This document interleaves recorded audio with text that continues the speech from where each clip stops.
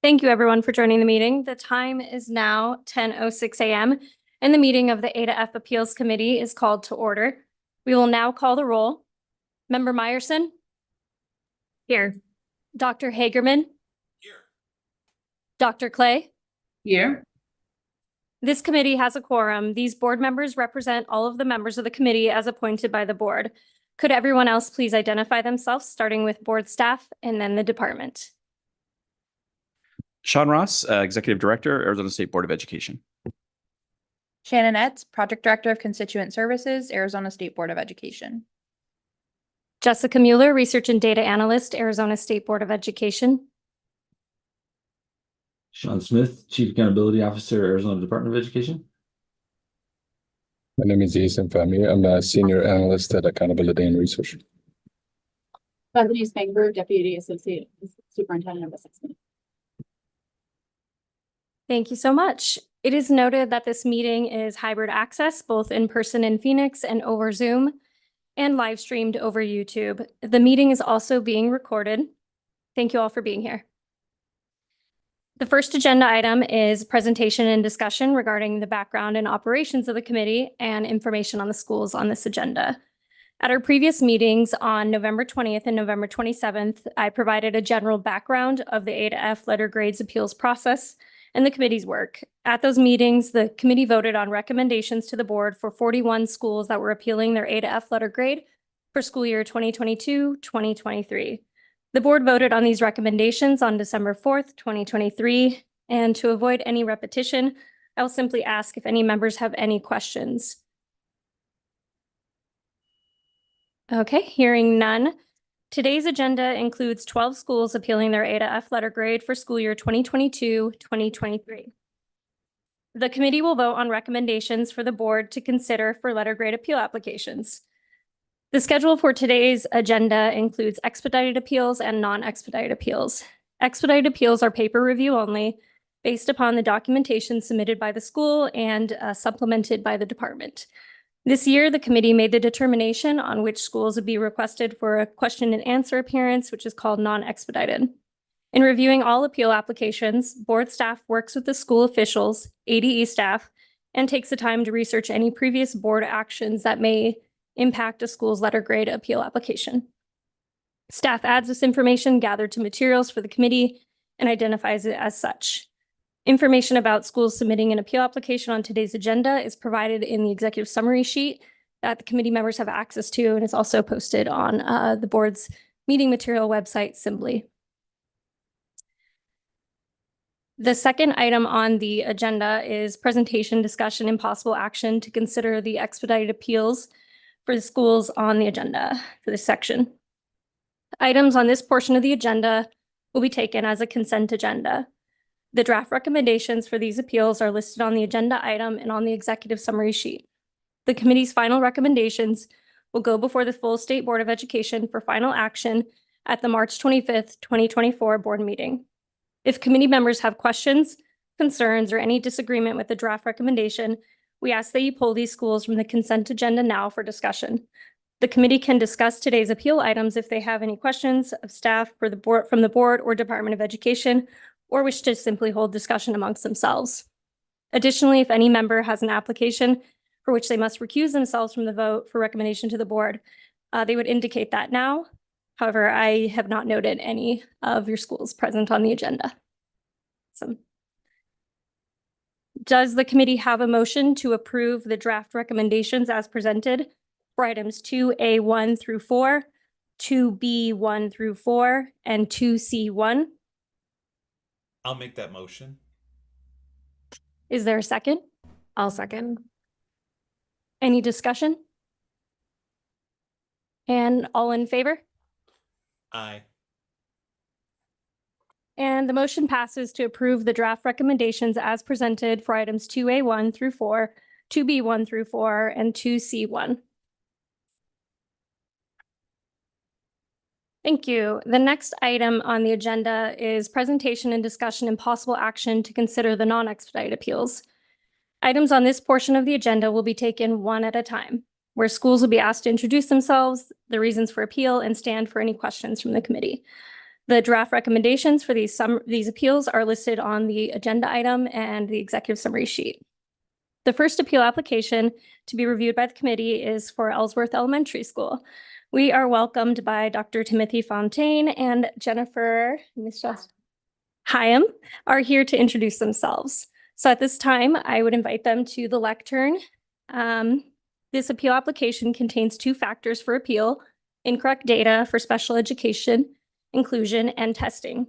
Therefore, the committee is reminded to make a recommendation on each appeal factor separately. And the floor is yours. All right, I got the technology to work. So first task is successful. It's fun to be here in person and then see everybody virtually at the same time. Very 2024. So we are here representing Ellsworth Elementary. My position is the Director of Leadership and Learning, so I work with all of our site principals. Jennifer is our new Assessment and Accountability Coordinator. She joined us in October of this year, so she's kind of coming in on the back end of this piece. Our principal was unable to be with us today. She is out on medical leave. She is listening in virtually, so if you have any questions for her, I think she could assist with that. So yes, I'll try to be as brief as I can. There are 2 factors that we submitted the appeal for Ellsworth Elementary on. When you look at our historical data for Ellsworth Elementary, we have a consistent C grade on that campus for multiple years. When we looked at our 2023 data and looked at those 2 key components of the growth and proficiency, the campus actually increased 2 points from the 2022 grade.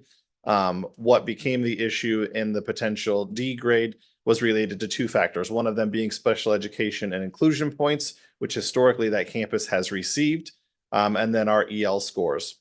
When we took a little bit of a deeper look at our inclusion, we have a couple of factors, one of them being that campus is a magnet program for one of our specialized programs. So we're always kind of on that cusp with that campus because of overall low enrollment. Our campuses tend to run in the 350 to 500 range. Ellsworth is one of our larger ones, but still in the mid 4s. And that specialized program containing, I think, about 40 kids by itself. So we're already kind of on that threshold. But we did find some issues within our system and how we were updating levels of service for our students. And what happened is that we were changing those levels of service internally within our system. We were not updating those until the annual IEP review, which may or may not fall in that calendar year appropriately, and therefore not uploading to state. So there were 2 students whose level of service would have warranted inclusion, but it didn't get updated correctly to get submitted to the state. We did attempt to rectify that data error. We were late on that because I know that should have happened in July, in part because in the great world of education turnover, we were in the midst of bringing on a new director of student services. And so the outgoing director of student services was not there yet. And honestly, we just didn't realize it until it was after the fact. So we did submit that, but in our appeal for that, we were told that data timeline had passed. The second piece being our EL students. That is another piece where we saw a difference in our historical data. When we took a little bit of a deeper dive with that, a lot of it came down to the shift from the oral to the speaking piece, and looking at that piece as being an area where we had some anomalies in our data. I want to be clear because I think this was some confusion when we submitted our appeal initially, that we're not suggesting that the assessment instrument itself had the anomalies. It was really within our district and specifically that site. So we think that something happened with that testing, whether it was technology, students not understanding, teacher directions, because those students consistently performed very poorly on just that one subtest. In our initial appeal, we cited some specific students whose trajectory was solid. They were showing growth, they were showing improvement, with the exception of that speaking piece. In fact, we had 8 students who were in that intermediate or proficient range who all dropped on that subtest. So we think there were some issues there with how the test was administered to those students that didn't represent their overall growth. We've subsequently learned in working with some of the folks, Bethany met with our EVCIA team this last week, and Audra as well, that in hindsight, what we understand now is we might have been able to ask for an opportunity to do the initial placement assessment for a couple of those students to understand which data point was most accurate. That was not brought up in the initial conversation, so we did not do that. So we're obviously in that situation now where we're waiting for the Azella results to come in this year to understand which data point is the most accurate. Those two pieces together, the inclusion piece would have warranted a 2-point shift. And Ellsworth was 2.26 points off from the C grade. The EL piece would most likely be something that would push us over. I think my big piece, and I know that this committee has worked hard at this because I've listened into a couple of the last couple of appeals, is that the desire is always to have that grade match what's really happening on that campus. And I would say that we're not standing in front of you today suggesting that Ellsworth is at an A or B. They're not. We know we have work to do, but I do believe that they are warranted a C grade, and that the historical data shows that. The bulk of those points show that. We just have some of those subgroup pieces. Much like the special education piece, we have a fairly small EL population, so that N count I think was 22 or 23 on that. So a couple of students being off from where their historical data shows can make a huge difference on what that score looks like overall.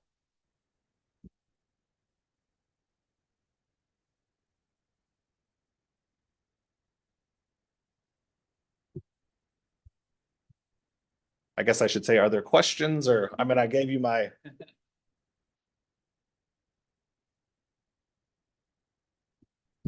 I'd be interested in learning a little bit more from the department's assessment team with Bethany Spangenberg about the what that initial assessment process is, when it happens, and how it supports schools and getting a little bit more data. Can we clarify which assessment you're doing? The Azella placement? Yeah, so what part of what was brought up when Bethany and Audra met with EBCIA, we literally met, I think it was last Friday, was a conversation about the potential to use that initial placement as a check when we see anomalies in data. That was not originally presented to us, or we might have requested that. And I think that's one of the things that we're trying to better understand with our Azella students. When we talk about malware data as a good example, if a student doesn't perform well, we have an immediate opportunity to check that data and put them through some summer work and reassess them to know if that was really accurate. We don't have that with Azella at the moment, so we're kind of stuck in this cycle of, we have a kiddo in there. One of our poster child example is a 999 kiddo who is solid in everything other than speaking for some reason.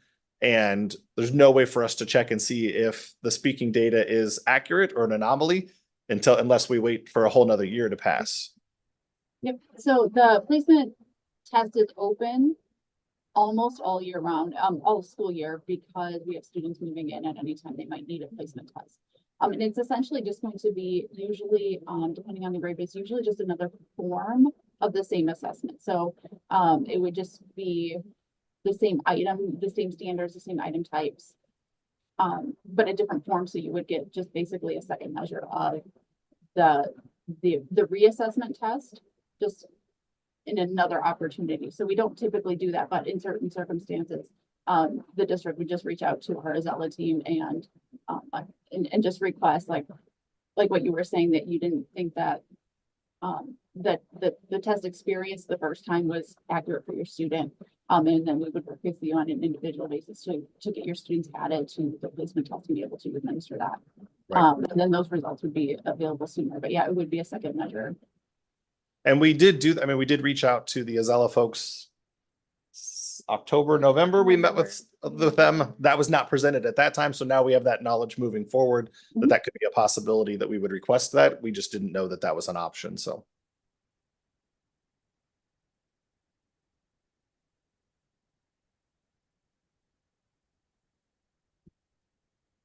Any questions from the committee members? Okay. Then hearing none, does the committee have a motion to present for Ellsworth Elementary School?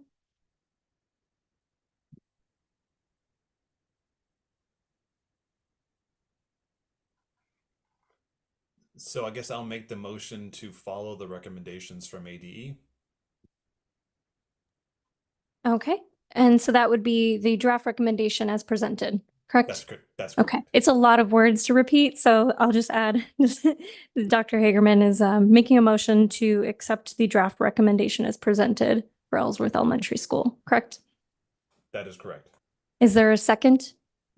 I second. Sorry, my mute button was not working. I second. Any discussion? Hearing none. All in favor? Aye. And the motion passes to recommend that the board deny appeal factor 1 and deny appeal factor 2 for Ellsworth Elementary School's 2022-2023 letter grade appeal application. Let me check on the status of our participants for the next item on the agenda.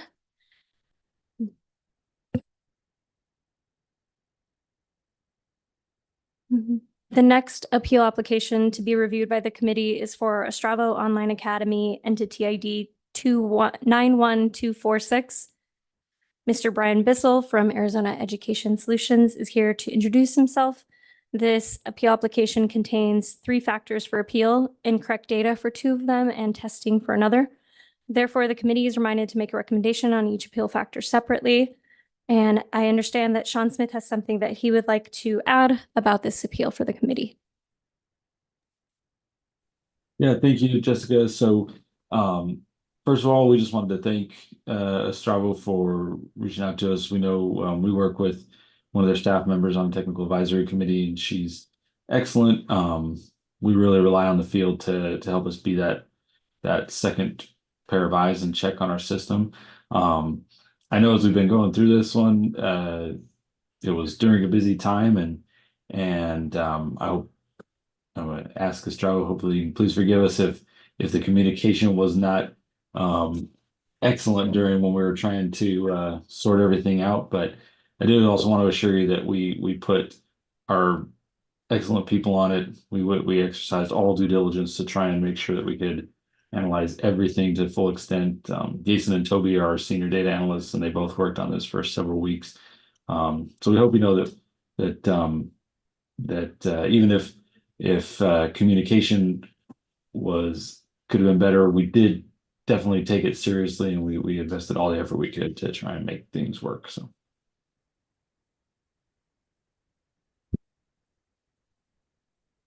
Thank you, Sean. So now I would defer the time to our Arizona Education Solutions with Mr. Brian Bissell. Thank you. I'm pleased to be with you this morning. I confess I wish it were under different circumstances. Sean, thanks for being here and for having your team here. We appreciate your kind words. You have our written appeal before you. You all, as committee members, have seen what we submitted. We submitted it some time ago. And so my goal this morning is not to recount for you what's there. I'm also working really hard to faithfully share the experience and candidly frustrations of our team so that you can walk in our shoes a bit while also trying to be reasonable. So first, let me say, and I'm sorry to do this to you, Jessica, we are content. I'm jumping around a little bit on agenda. The arguments that we made about our letter grade appeals are similar for both 91246 and 91184. I will focus my comments on 91246, but please understand that they run to both agenda items 3B1 and 3B2, and I don't want to be inefficient with the use of your time. In fact, to that end, we are prepared to withdraw the appeal for 3B2, 91184. So let's focus on 3B1, which is the agenda item before us of 91246. Sean is right. We have a very diligent team that works very hard. We've tried to engage in the process, and both of our schools are AOIs. And I think the committee is aware that the AOI business rules and AOI letter grades were new last year, and that we've all been trying to work through them together collaboratively. And that remains our spirit. We're not prepared to throw rocks or stones, nor are we prepared to necessarily agree with the staff recommendation that's before you. We take this seriously enough that we've got dedicated staff members who really get into the business rules. The AOI business rules are evolving. They were evolving. They were evolving before the testing window. They were evolving before the appeals window. They were evolving, and we found and discovered with confirmation from SBE and ADE, confirmation even in the last week, that in fact, the coding at AZ's with ADE and the Achieve office and the business rules did not match. And that was confirmed for the first time this week. Guys, that's not fair, and that's not okay. The letter grade that has come out of the system initially is not an accurate reflection of this school's performance. We asked questions about business rules in July directly to Achieve. We got no answers. We asked again in September. We got no answers.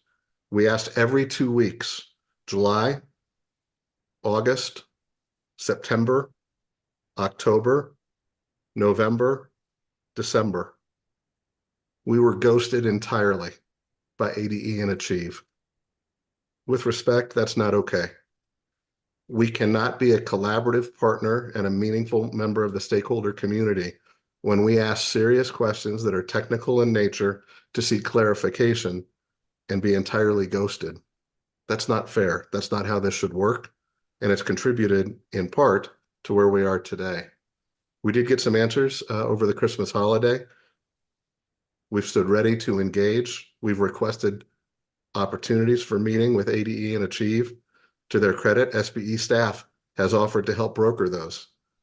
To date, no such meeting has occurred. Imagine my surprise and frustration when after business hours last night, after 5:30 last night, the night before this committee hearing, we finally hear that ADE has engaged, has rerun data for an application, an appeals application that was submitted with documentation and data over 3 months ago. That data was not reviewed. There was no collaboration between ADE and SBE until this week, we are told, and it was not communicated to us until after business hours last night. That doesn't feel good. It's not fair. It's not right. I don't know what to do about it. My team has done everything that we've been asked to do. We've gone above and beyond. We've tried to raise our hand to ask questions up front and early. We've made ourselves available. We've committed staff time to the AOI TAC. We've requested repeatedly updates, meetings, and engagement. It's all fallen on deaf ears. We don't know what else to do to say, hey, look, there are meaningful and substantive issues, not only affecting us, but the other AOIs. And so what you have before you today is our appeal, both on data grounds, process grounds, but we're also waving a big red flag today saying, this is broken. It's not right. A letter grade of D is not accurately reflective. These business rules for the year past still are not coded correctly. The data analysis that perhaps was done in recent weeks and reviewed between ADE and SBE this week has still not been made available to us. So my request for you today is either please approve our appeal or defer your approval until such time as SBE, ADE, and we have been able to actually review the work that was done. But in no circumstances are we comfortable with the idea that the committee could or should today act upon the staff recommendation that came out late last night, given these fact sets in this circumstance. Thank you for your consideration. I'm happy to answer any questions.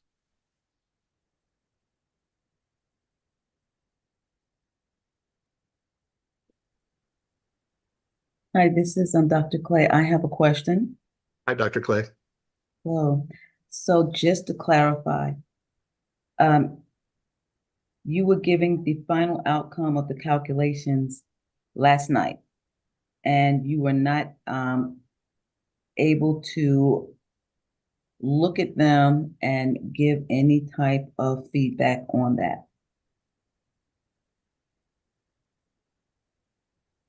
Okay. Ladies So, and gentlemen- Oh, I'm sorry. no, like, so I'm just trying to ask some questions to get some clarity here. And the concern is just right now, did they get the information late last night, if that was the case? And were they able to say, wait a minute, let me give you some feedback on that? Or, so that's my biggest concern. That's my biggest question now.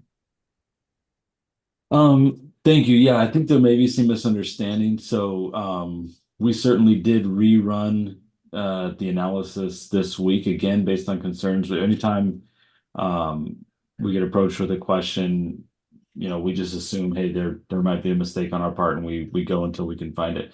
So I know Jason sent an email in December outlining this same exact analysis. We reran it last night. I know typically during the appeals window, our process is generally to communicate with board staff. So we'll focus and we'll kind of be working in a shared document to handle all of the appeals. And that's a place where, like I said, I certainly apologize if we hadn't followed up in email. We were running at half staff during most of last year, and there may be stuff, especially on this one, that was really, really complicated.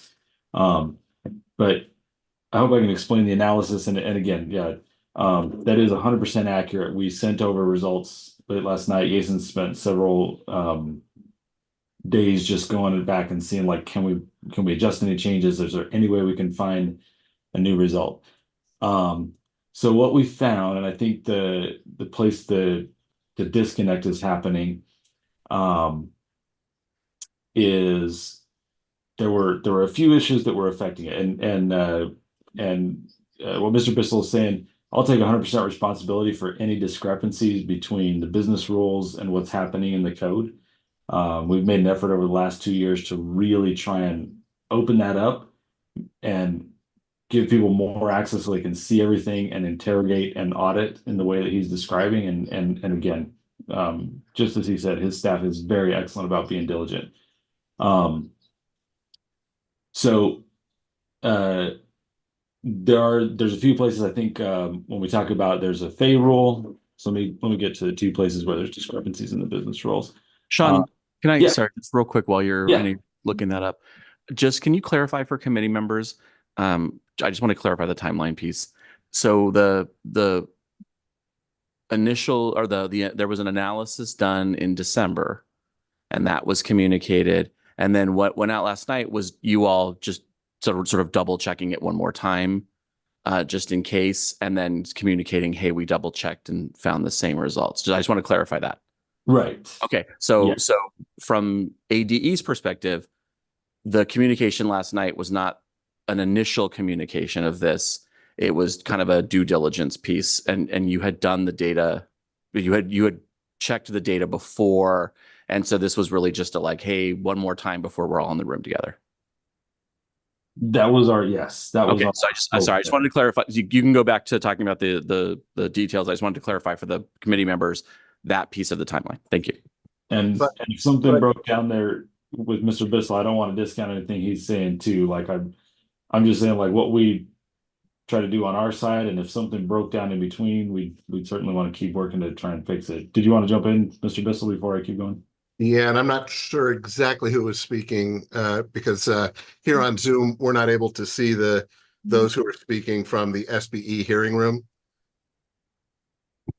Sorry, Mr. Bissell. It's Sean Ross, Executive Director of the State Board. Hey, There's Sean. two Seans in the room, and we both spell it the same way. Yeah, thank you. And hey, Sean Ross, for whatever it's worth, and she's probably going to be embarrassed by me doing this shout out. Even when we've had points of frustration or disagreement, Jessica Mueller from your staff has been incredible. And we are incredibly grateful, and she represents you and the state board very well. So for whatever that's worth, please take that high praise, and it's very sincere. Sean, I do think Sean Smith and Sean Ross, Sean's plural.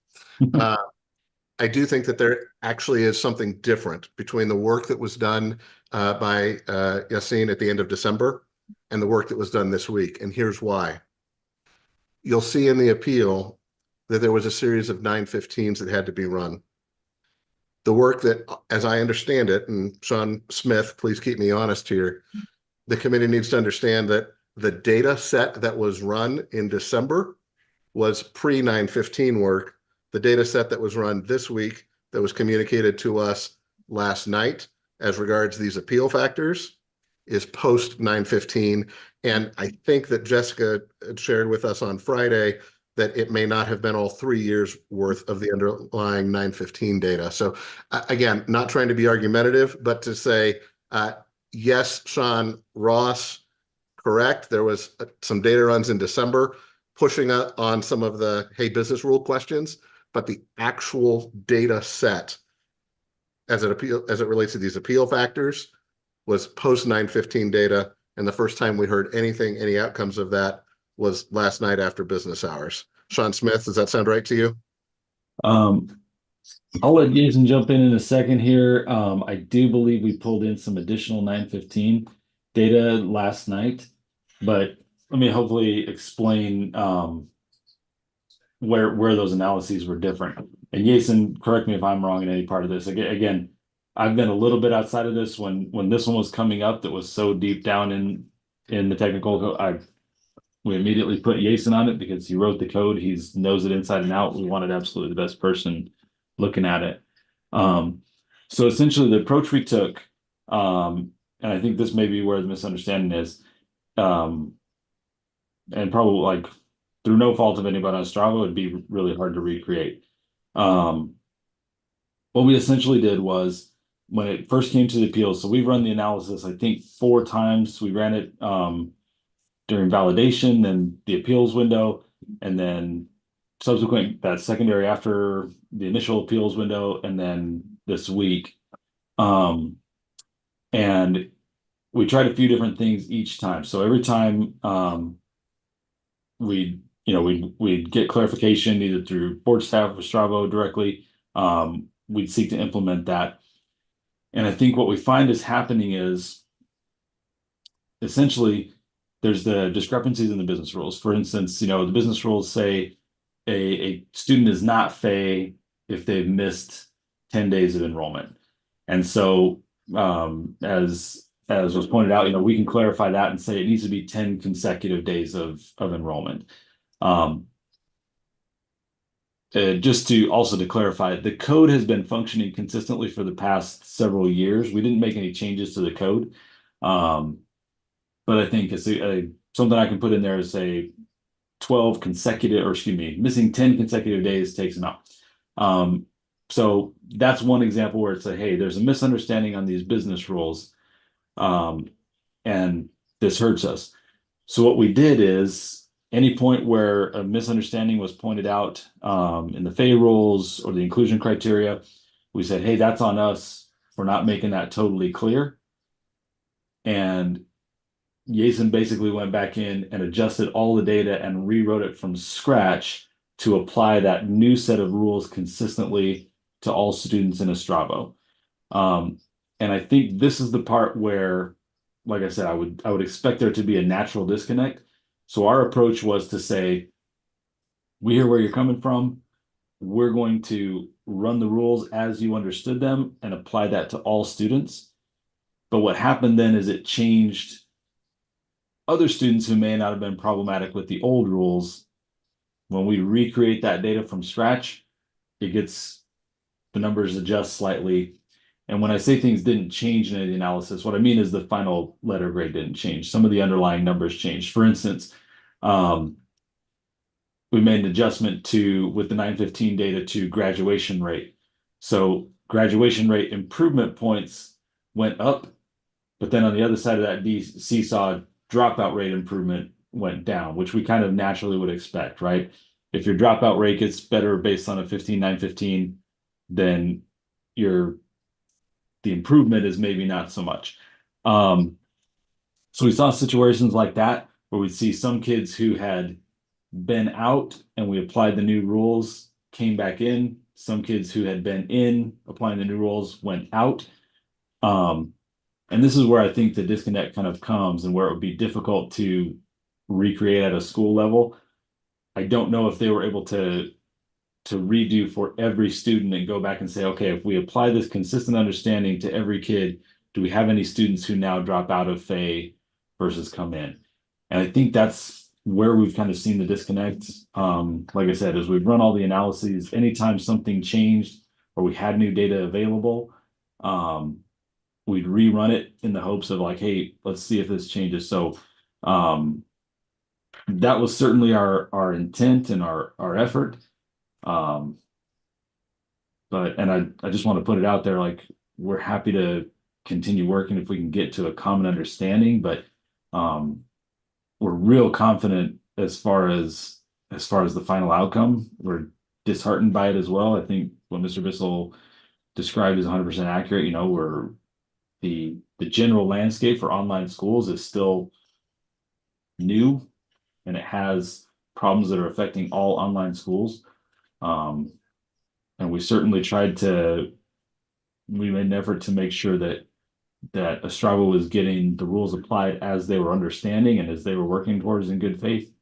We've done everything we can to try and get a different result, and any consideration that was brought up to say, hey, this is something to be fixed, we put it in there. And again, the 15.915 data is new in a sense, but we always just operated on, if they were telling us it was going to happen and this would have an impact, we just operated as if we made any changes to essentially like speed up the 915 process so we didn't have to wait on it to actually be changed. So anytime any of the SACE IDs that they reported for us and said, hey, these guys are off, we're going to correct them with the 915, we proceeded as if the 915 were already done a few months ago, and we pulled back in again this week to just verify.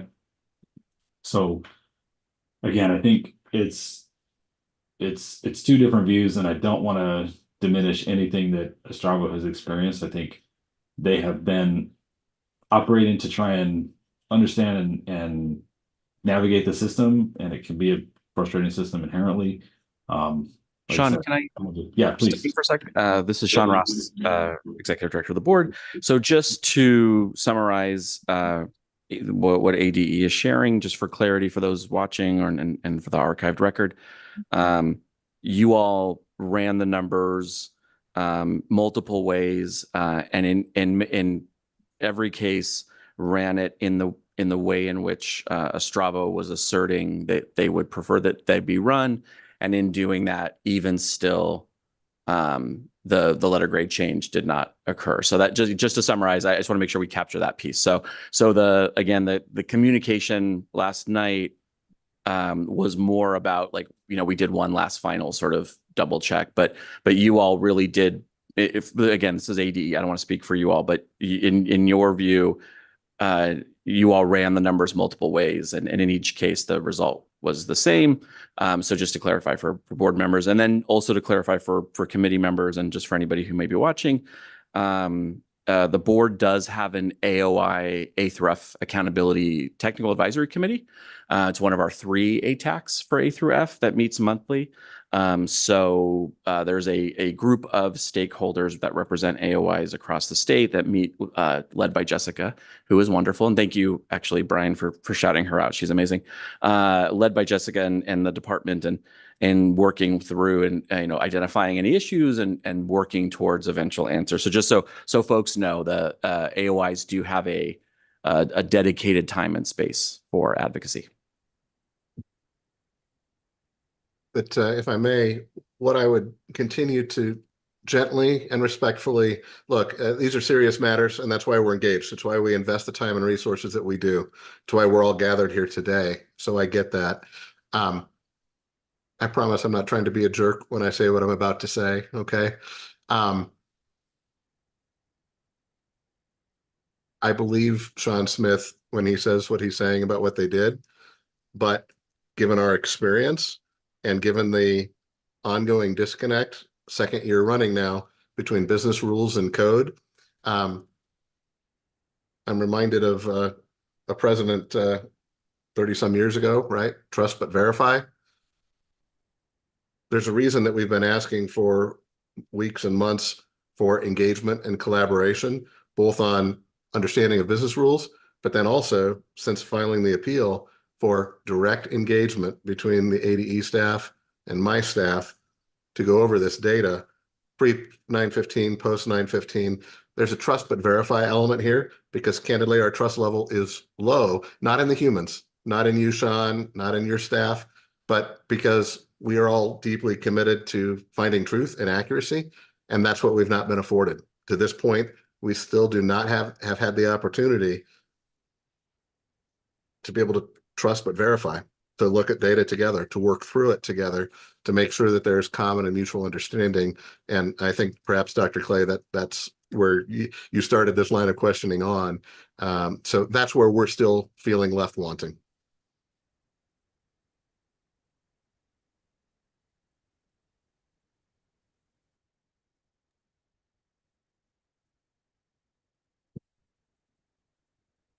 This is Dr. Clay. Looking at this with this new perspective, now I'm getting more information. Would it hurt? The question is, would it hurt to delay the final decision for discussion between the two entities? I'm not doubting anybody, okay? It's just when I hear the conversation, there's the gray, there's a lot of gray there that is making me feel uncomfortable. And again, Sean Smith, amazing. Okay, I'm not saying, please, I know everybody's doing their due diligence, but anytime there is a miscommunication or a disconnect, before we make the final decision, I really believe that everybody needs to say, you know what, I get it, I disagree, or I get it and I agree. But the I get it, we didn't get the chance of the I get it yet. Okay, so that's my concern. I understand that the outcome may be the same regardless if we wait. But my concern is just the process of something, you know, there may have been some information added or whatever. Okay, that's super getting into the weeds just by me listening. Even Sean, you said, hey, I'm looking at the body language. So why not keep the good relationship? Okay, that's what I'm looking at now. Keeping a good relationship between the two entities by just saying, okay, let me just show you what I have. Let me show you that it's not going to change, and then give the school the chance to say, yo, get it, got it now. You know, I'd rather see that than this is just me speaking, make a decision and say, this is what it is, and this is what it's going to be. You know, you always should give some sort of venue for feedback and understanding. It doesn't mean that there's going to be an agreement, but at least there's going to be here's everything on the table. This is what okay, I don't like it, but okay, I see it. That's what I would be more comfortable with before voting on something like this. I want to keep this relationship good, regardless of the outcome. Thanks, Dr. Clegg. Sean, Ross, this is Julia. Can I ask a question just for my understanding? Go ahead, Member Meyerson. So Sean, can you just confirm with me? Because I think I absolutely agree with Dr. Clay in the sense of like really wanting to maintain a really strong and collaborative relationship between certainly the department, the board, and any school member. And I think what I'm just to make sure that I'm understanding, it sounds like the numbers have been run at least twice, if not more, where the department does have the confirmation that the numbers are in fact accurate, however disappointing they might be for everyone. And it sounds like there is still potentially just some confusion in the business rules, which like in and of itself wouldn't be an appealable issue. And so is there a scenario? So I just want to maybe confirm that and then just maybe have one more probing question. Member Meyerson, members of the committee, I'll ask Sean for verification, but I believe you are correct, Member Meyerson, that there was not a situation in which the way the data was run, and it was run multiple times, resulted in a different outcome. So Sean, Sean Smith, would you say that was correct? That running the data in multiple methodologies and including every time kind of running for what Ostravo was asserting, the outcome did not change. That's correct. Yeah, every time we run it, the outcome did not change. And I think Dr. Clay put it well, and Mr. Bissell as well. Like, we're in the unfortunate position of, you know, circumstances of what they were, being here and saying like, trust us, we're the government. And that's never a phrase anybody wants to hear. Again, I like what Dr. Clay was saying a lot, and I certainly appreciate Mr. Bissell said it as well. If there is an opportunity, I'm confident we can get on the same page. We can like Dr. Clay said, we've had lots of experience with schools where we've run through the data, and it's not that we necessarily get to an opportunity or a situation where we all say like, hey, I love the result of this. But like Dr. Clay said, we've been able to get to an I get it standpoint. We're just wrapping up yesterday our big EdFacts reporting. So we're finished with federal accountability, EdFacts reporting, public reporting, and school report cards. So we're in a little bit better position right now. We're fully staffed. Like literally as of this week, where if there's some movement we can kind of get together, we do have a little more capacity right now to go through something this complex. And again, what we're talking about with this one and why we've kind of taken the shorthanded approach is it was essentially recreating the business rules specifically for Ostravo to Ostravo's understanding, and recreating. Jason literally each time has rerun the entire state's worth of data and pushed it into a test environment where we could plug and play around with it. So we've done that in the interest of making sure we had information to bring to everybody at times. And like I said, I think what suffered for that was the communication and the sit down meetings, but we're in a spot where we can now.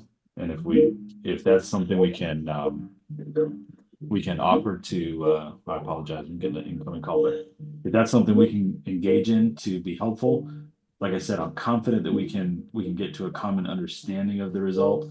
But I definitely appreciate any opportunity to help with that trust. And like Mr. Bissell said, an opportunity to trust but verify is a good thing.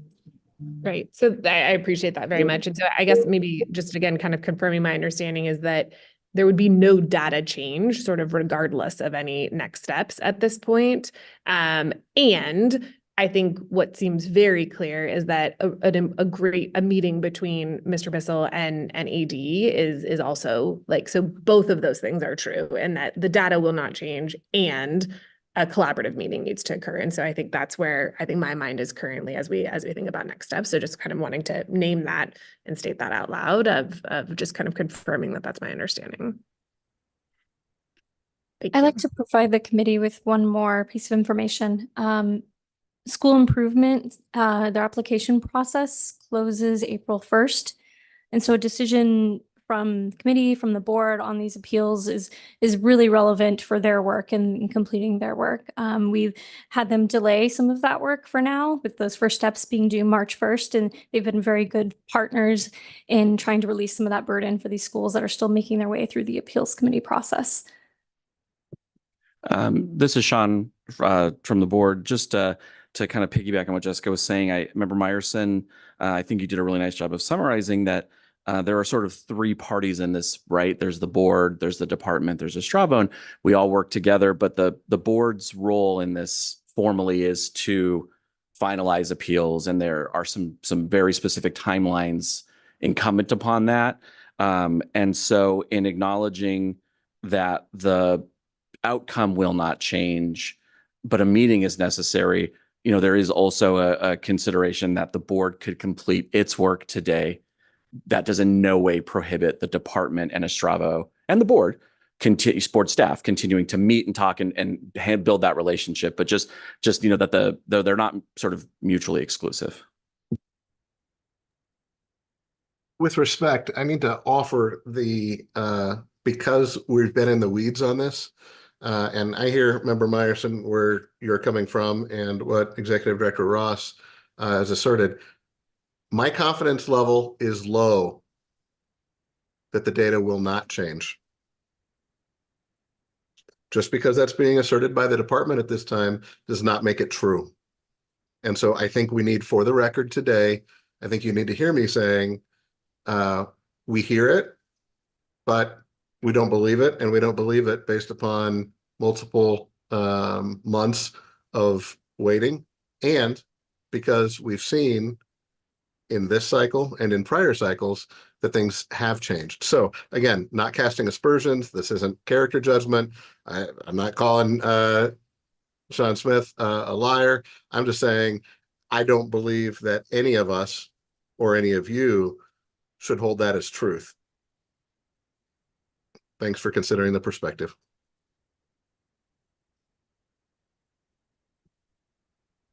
Any further discussion for the committee before I call for a motion?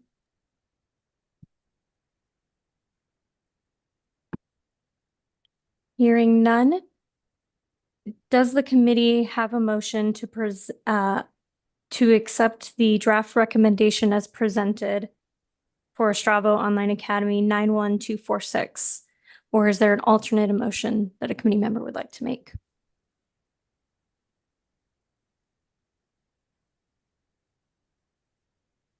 I move based on the staff recommendation to proceed with the deep understanding of continued conversation and continued collaboration between the department, the board, and Estravo. Is there a second? Sorry, I didn't hear that. Dr. Hagerman, a little quiet. Oh, I don't know if your microphone's working. Let me see if I can adjust the volume. Nope. I can't hear him either. Okay, it's not just in the room then.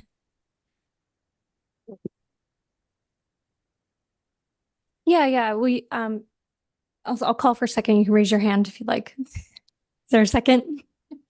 Dr. Hagerman seconds. Is there any further discussion? Yes, there is. This is Dr. Clay. I would just like to explain my vote. Can I do that? When do I do that? Yes, absolutely. So as Sean Ross was saying, the vote would first occur, then you contextualize your vote. So I would call then now for a motion to accept the draft recommendation as presented for Stravo Online Academy 91246. We will, Jessica, do let's roll do this as a call. roll call vote. Yep. Thank you. Member Meyerson, Yes. Dr. Hagerman, raise your hand. Yes. Okay, now your microphone is working. Thank you. And Dr. Clay? I am going to say yes, but I need to explain my vote. The only reason I'm saying yes is because the numbers have been run, and nothing's going to change. But my concern still is the timeliness of how this was done. It looks, regardless, maybe getting in the weeds, it may have been okay, but when you bring it out in the public like this, it doesn't look right. It's just messy and it's gray. All right. But I understand the outcome is going to be the same, but I just don't like what was going on in the background. And even Sean himself said it could have been better. Okay. That's why I would say I'm saying yes, because it's not going to change. That you're saying it's not going to change, but I will say I am greatly concerned about the timeliness. I'm greatly concerned about the relationship that we are having with the schools, with the particular school. And we need to get better. And I need to know beyond a shadow of a doubt that there was a meeting and will be a meeting to hash everything out so that there is a complete understanding of why this happened and why the calculations were the way they did. If not, I just don't think it's fair. That's all I have. But my vote is yes.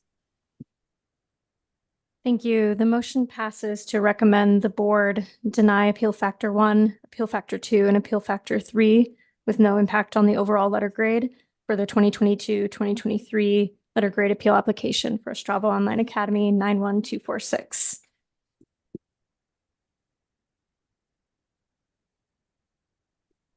So then the next item on the committee's agenda is, as Brian Bissell was pointing out, the intricately tied with the 91246. There is another appeal factor that is relevant for this school, and that is the exclusion of 912 data in the hybrid letter grade calculation. So if Mr. Bissell would like to present anything unique, different on 91184, this is opportunity. Thank you. The same issues persist as we've just discussed regarding the inaccurate and incorrect business rules that were published and subsequently changed by Achieve during and before and after both the testing and appeals window. We object strenuously and find that to be unlawful activity, which we do feel compelled to pursue. Beyond that, again, for the second year in a row, the letter grades that were calculated and issued by ADE failed to correctly implement both the business rules and points earned.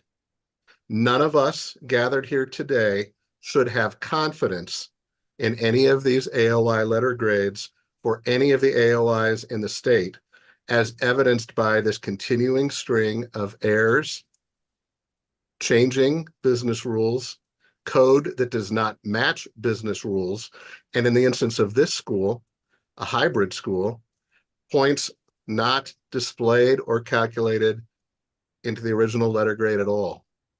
Guys, this is a problem. This is a moment in time for you as board members to own and acknowledge that there is a problem and to not simply continue to rubber stamp that which you are hearing from ADE, particularly when Mr. Smith and his department ghost schools, do not respond to inquiries from the field. It is not okay. It is not okay for our school or any other school to be told, trust it, the data is not going to change, to be patted on the head, we'll do better, we'll meet about it. That is not a defensible approach. This is no way to run this process, folks. And with respect, I know you're hearing the frustration, but the action that just occurred is neither fair nor just. And I encourage you not to repeat that same mistake again here now. These are legitimate issues. The process is not working correctly for the AOIs. This one has a specific appeal factor that demonstrates again that this process is not working correctly. This is not right. It is not correct, either morally or legally. Please don't repeat the same error. Thank you.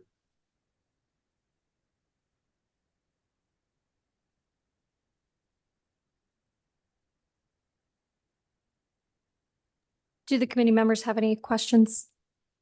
I do. Dr. Clay. Please. What is the difference between what happened between the first school and this school? Is everything exactly the same? Is there what is the difference? I'd like you to explain that to me. This is Sean Ross. Sean Smith, can you explain the basis of this appeal, and then explain the basis of this appeal briefly, how it differs from the other, and then sort of the steps ADE took? Yeah, and I'll rely on Jessica as well for clarification if I'm wrong on this one. So I think the crux of this issue is that the 912 points did not factor into the school's letter grade. As long as I'm understanding it correctly, so I'm looking at a field factor of 3, 8% of the students are represented in the 912. This one's a little bit easier to address. There just weren't enough students in each of the indicators. So there were only 6 students that tested in 11th grade.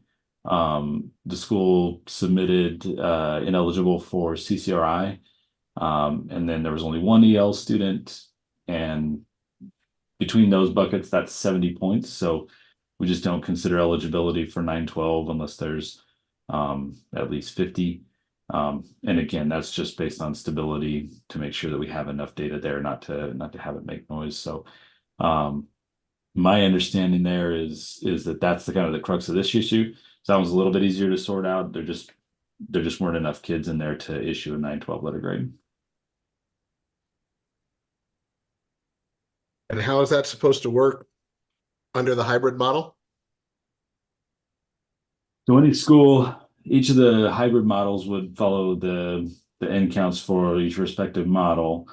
But the way it's existed for the last few years is we kind of calculate the 9-12 separately, we calculate the K-8 separately, and then we apportion those according to the percentages.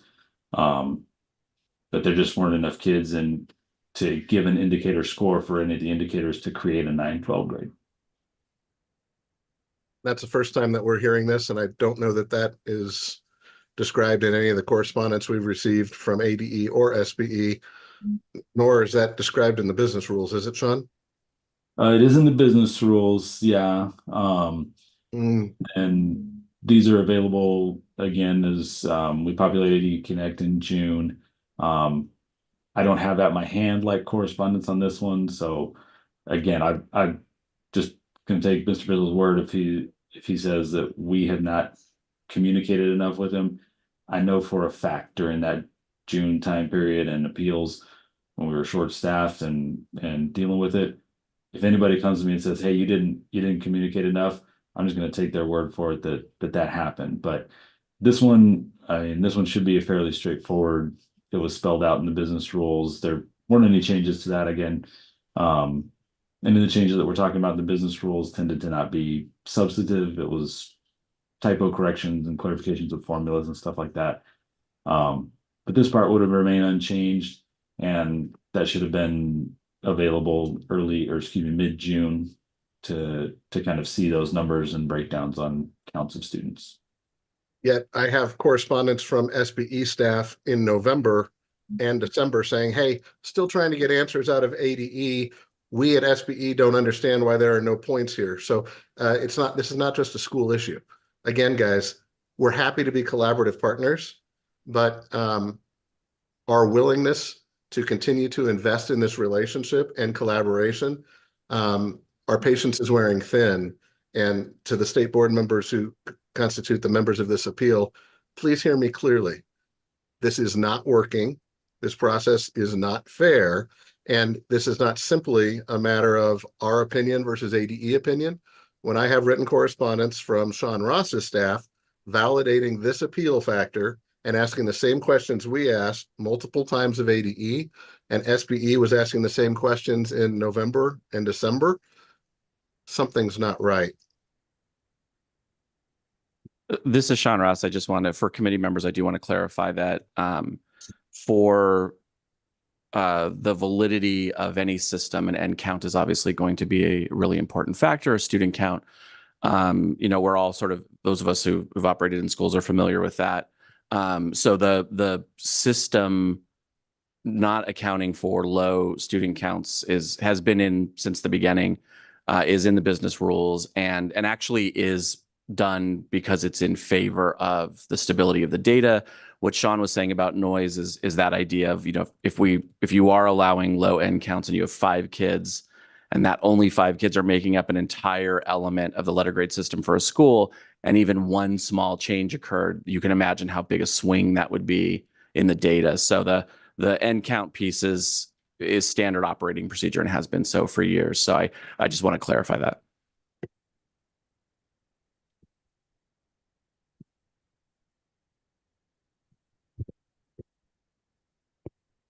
Yes. Is there any further discussion? I have one more question. So I still see that there's an issue with miscommunication, maybe, timing, maybe, right?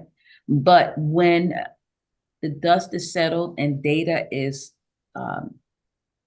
complete, are you saying, Sean, that, I'm sorry, you're saying that once the dust is settled and all the numbers are done, even if there was communication, this would still stand, the data would still stand, but there's still a problem with collaboration, timeliness, communication. that we have to work out. Would that be correct? I think that's fair, yeah. Okay, because the thing is, from what I'm seeing right now, the numbers are the numbers, but the process we need to work on because it gives room to perceptions that are negative that we definitely do not need in education, in our educational ecosystem. We need to fix this. And so that's basically that was my question to you, and also there was a statement.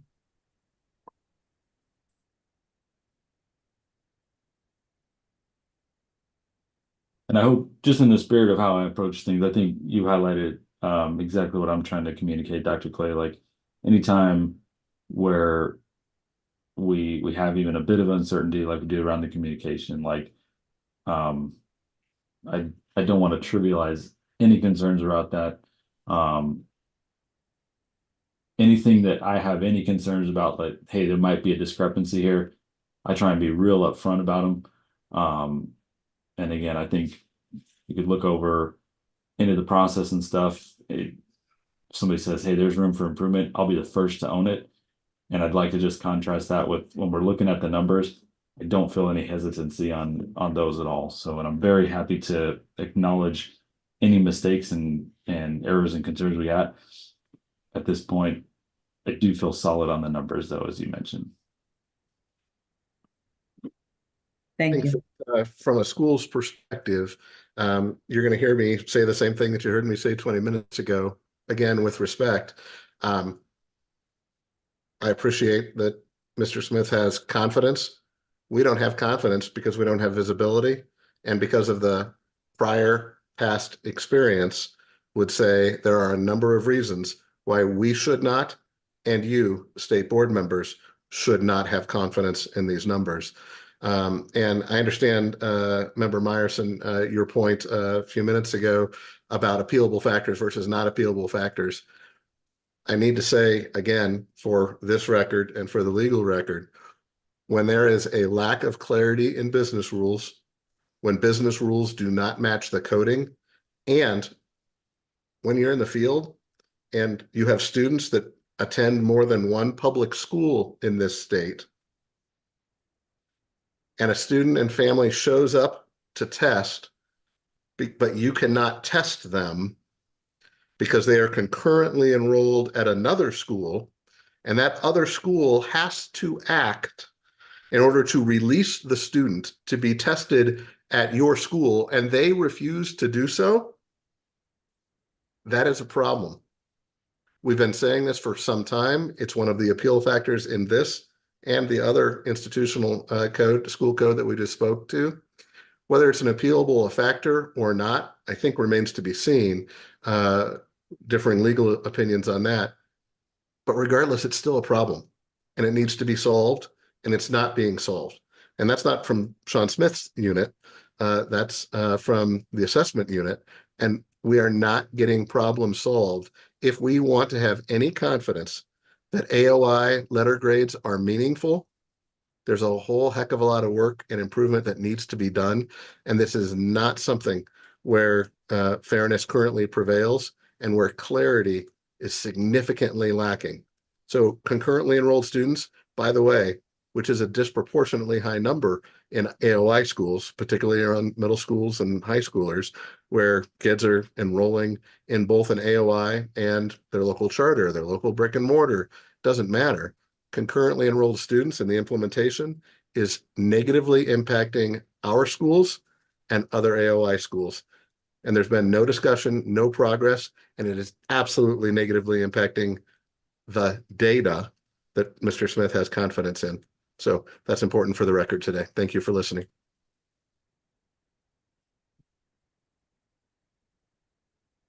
Does the committee have a motion to approve the draft recommendation as presented for Stravo Online Academy 91184, or does the committee have an alternate motion? So moved. Is there a second? I'll second. Any further discussion? Before I call the vote, roll call. Member Meyerson? Agreed. And I think just as a note to explain, I think, appreciate very much your comments, Mr. Bissell, and I appreciate you taking the time to be with us today. And I think the clear takeaway I have also here is on how we can continue to increase communication. I've read the business rules. They are a complex document. And just again, kudos to Sean Smith in the attempts to clarify, knowing that he has a small team, as we all do collectively across the state. But I think that there's an opportunity for us to really think about how we continue to lean in and how to make sure that these rules are as clear as possible. So with that, again, I agreed. Dr. Hagerman? I agree too. I concur with Member Meyerson, and also I guess it does bring up some questions that I can take to the executive director around AOI process, the accountability process in general, and see what we can do kind of systemically to address some of these things. Dr. Clay?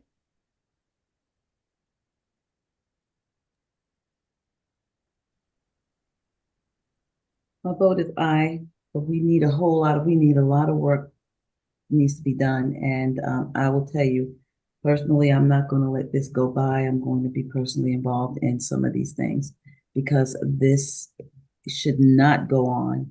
This needs to be fixed. Procedures need to be clear. And I do believe that anytime the bigger organization, if it's fuzzy on their side, then we definitely need to step back and see how we're doing things. That's all I have, but my vote is aye.